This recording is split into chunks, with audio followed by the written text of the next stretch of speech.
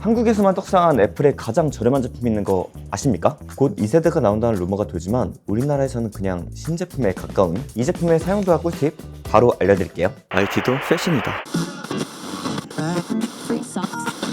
안녕하십니까, 텐입니다.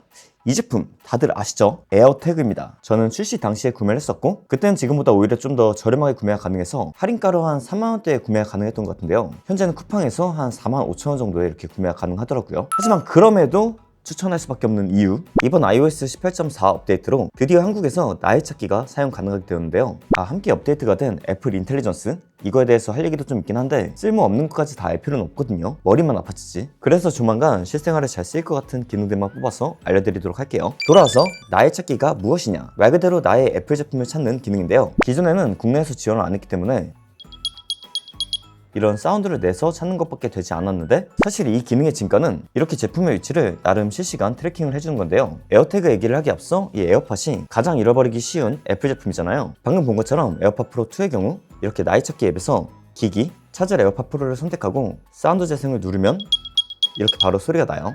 그리고 찾기 버튼을 누르면 이런 식으로 실시간 위치를 얘가 찾는데요, 이런 식으로 화살표로 위치를 표시해주고 잘 맞게 가면 초록색으로 표시가 나고요. 이 어디에 있나 싶은데 가까이 가면은 여기라고 이렇게 뜹니다. 여기에 있죠. 그리고 주변에서 못 찾을 것 같을 때 이런 식으로 사운드를 낼 수도 있어요. 근데 이런 건 기존에도 있었던 기능이긴 하거든요. 그런데 이제는 이렇게 위치로도 알려주기 때문에 내가 떨어뜨린 곳의 위치를 알 수 있고 누가 주웠다면 그 사람의 위치를 알 수 있는 그런 기능이죠. 그러니까 앞으로는 길에 떨어진 이런 에어팟 줍는 거, 이것도 그리 좋을 것 같지는 않다는 점. 이거는 아이폰을 잃어버렸을 때도 맥북이나 아이패드 같은 걸로 이렇게 제품들의 위치를 확인할 수 있어요. 그 외 다른 기기들도 이렇게 확인이 가능하니까 이런 기능 있구나 알고 넘어가시는 게 좋죠. 추가로 이렇게 위치 공유도 할 수 있는데요, 이건 그리 추천드리진 않습니다. 이게 제가 아는 일본인 커플 친구들이 있는데 몇 년 전에 걔네가 이걸로 좀 크게 싸웠던 그런 기억이 제가 좀 강하게 있어가지고, 물론 서로가 좋아서 한 거겠지만 이게 실시간 트래킹을 그렇게 초 단위로 해주는 것도 아니기 때문에 오해가 생길 수도 있고 뭐 때문에 이 점 알아두시면 좋을 것 같고요. 연인의 경우 애초에 그냥 서로 하자고 하지 말자, 가족의 경우에는 길을 잃어버릴 것 같은 좀 편찮으신 그런 가족분이 계시거나 초등학생 저학년 정도까지는 괜찮을 것 같네요. 이렇게 나의 찾기 기능을 말씀드렸는데 이 기능만을 위한 기기가 바로 이 에어태그입니다. 앞서 말씀드렸듯 그동안 이 제품이 사용되지 못했는데요, 이번에 6년 만에 나의 찾기가 사용 가능하게 되면서 이 제품 역시 각광을 받고 있죠. 저는 이 제품을 해외에 가져갈 때 주로 사용을 했고 보통은 이름을 이렇게 캐리어로 해두고 사용을 하죠. 이거를 소지하고 있으면 캐리어와 나의 위치가 떨어졌을 때 알림으로 알려주기도 하고요, 급하게 나와 멀어져도 그때 역시 알림으로 알려주기 때문에 여행지에서 짐 속에 두기 좋은 그런 제품이죠. 에어태그 공유를 다른 사람과 같이 할 수도 있습니다. 이런 거 그래서 하나쯤 있으면 좋은데 주 사용도는 잃어버릴 것 같은 물품의 장착, 알리 같은 곳에 보면 호환되는 액세서리가 정말 많거든요. 지갑에 넣기 위한 얇은 형태의 케이스, 우리나라 같이 이렇게 노트북은 안 훔쳐가도 자전거는 훔쳐가는 나라에선 이렇게 자전거에 달 수 있는 케이스도 있고요. 그 외에 여러 케이스들이 있는데 보통은 이렇게 키링 형태의 케이스, 가방에 다는 경우가 많으실 겁니다. 제가 이거 이번에 산 건데 케이스들이 여러 개 있거든요. 그런데 요즘에 이렇게 키링을 많이 달고 다니잖아요. 바지나 가방에 이런 식으로 달고 다니기 좋아요.